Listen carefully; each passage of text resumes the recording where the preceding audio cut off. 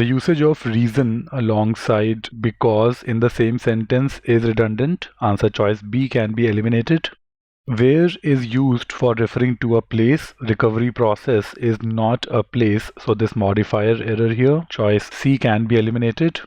Choice D, first of all, this due to the fact bit is awkward in wordy, and then the reason it presents. See, after this, it is about the reasons why this recovery process presents a considerable risk. So whatever these reasons are, these reasons need to be parallel. But what do we have here? Fact of spontaneous internal bleeding. So this is A, and then you have blood clots and malignancies are formed. So see, there are only two reasons. Spontaneous internal bleeding. Look at the original sentence, spontaneous internal bleeding and the formation of these two things. So there are two main reasons, bleeding and formation of something. And if there are only two elements, then it should be A and B, not A comma and B. This has a very weird A comma and B construction. B has two parts, B1, B2, that is alright. Blood clots and malignancies. You see, blood clots and malignancies, that is alright. But first of all, this A comma and B construction doesn't make sense. This comma before and is used when it is a list of three or more elements. This comma is used here along with and to join last element in a list. This comma is called the Oxford comma. In a list of just two elements, this comma doesn't make sense. It should be just A and B format. And an easy to find error in answer choice D is the parallelism bit. Spontaneous internal bleeding. See, this is a noun. And then the second part is B and C are formed. B and C are formed. This is not a noun. Overall, this is some action happening here. This is a clause. So the reasons whatever mentioned here after due to in the sentence, the reasons are not parallel. So much wrong with answer choice D. This is probably the worst of the 5 answer choices.